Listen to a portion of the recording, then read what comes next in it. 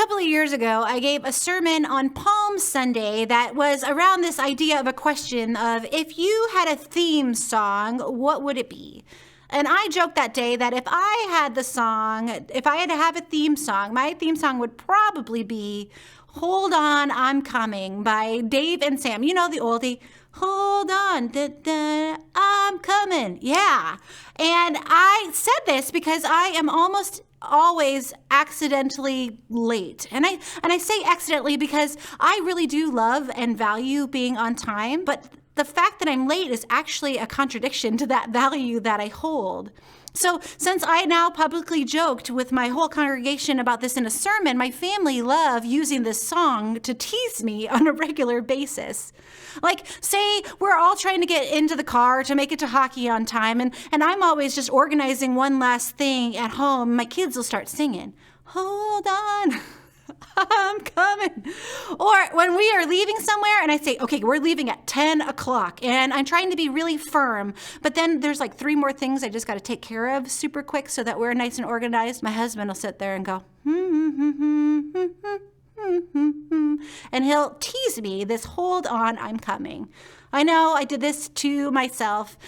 And that's right. I try and cram too much stuff into my days. I try and cram too much stuff into my interactions with people or into just getting into the car. I try and cram too much stuff. And there are so many times where my mind is just running so fast over all the things I could be doing that I end up completely distracted from the here and now. And it leaves me wanting. It leaves me with this feeling of discontentment because I have all these expectations of things I'm going to get done during the day. And it's really too much. It's more than I could ever possibly do.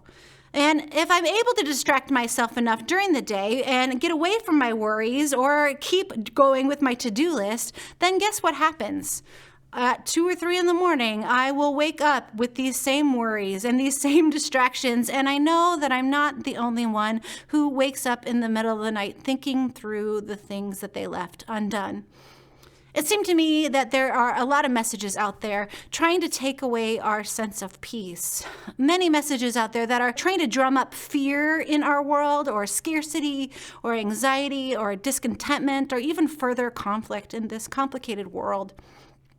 My daughter Mackenzie lives in Washington, D.C., and my mind has been racing all week. My 2 a.m.s have been really real for me as I think about how my girl lives just a mile from the White House and the Capitol.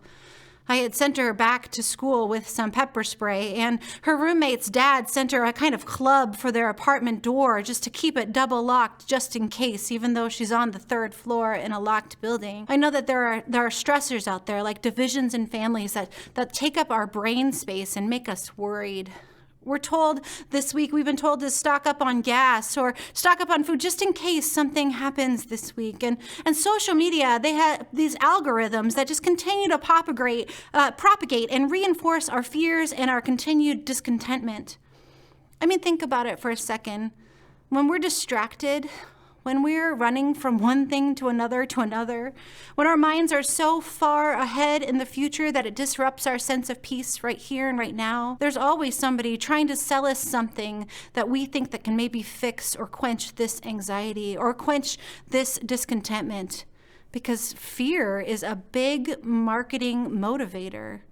When we're running or we're hustling or we're just trying to get past the anxiety that we feel right now, we are actually less inclined to make good decisions, and often we end up in a panic. My friend Martha in the Bible, she felt just like that. Like there were all these things to do, just one more worry, one more distraction to keep running from one thing to another. The book of Luke tells this story. As Jesus and his disciples were on their way, they came to a village where a woman named Martha opened her home to them. She had a sister called Mary who sat at the Lord's feet listening to what he had said. But Martha was distracted by all the things that needed to be done. And she came to him, Jesus, and asked, "Lord, don't you care that my sister has left me to do all the work by myself? Tell her to help me." "Martha, Martha," Jesus answered, "you are worried and upset by many things, but just a few are needed. Indeed, only one thing. Mary has chosen what is better, and it will not be taken away from her." So friends, what keeps you from being content in your life? What keeps you from a sense of inner peace? What keeps you distracted? Is it busyness or worry? Is it rushing or rationalizing? Is it holding on to something that you don't actually have any control over at all? I think this story is included in the gospel because I think that we're all both Mary and Martha's sometimes. I think we have times when we are distracted by the many things, and we have times that we find ourselves just comfortable sitting at Jesus' feet and feeling peace.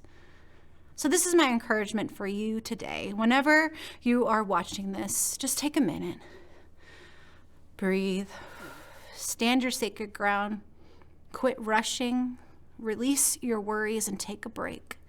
Sit for just a moment at Jesus' feet.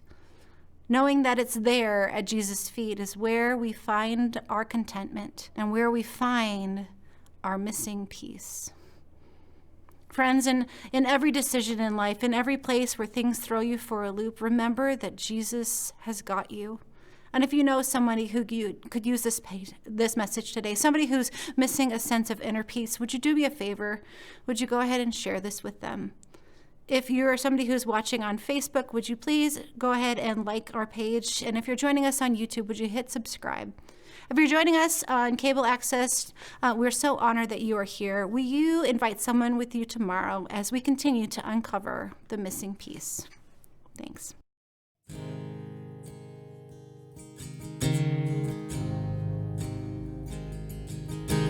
People come together, strangers, neighbors, our blood is one.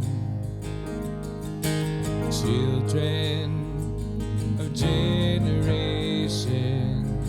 of every nation, of kingdom come. Don't let your heart be troubled. Hold your head up high, don't fear no evil. Fix your eyes on this one truth. God is madly in love with you. Take courage, hold on, be strong. Remember where our help comes from. Hey! Whoa.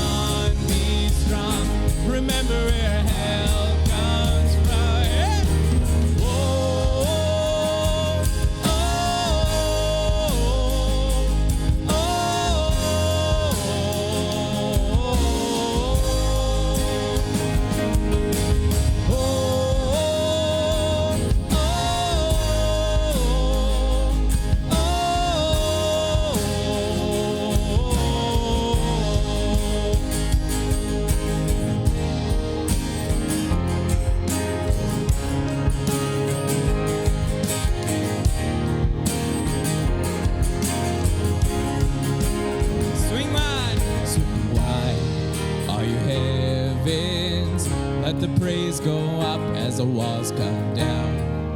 All creation, everything with breath, repeat the sound. All his children, clean hands, pure hearts, good grace, good God. His name is Jesus. Swing wide, all you heavens, let the praise go up as the walls come down.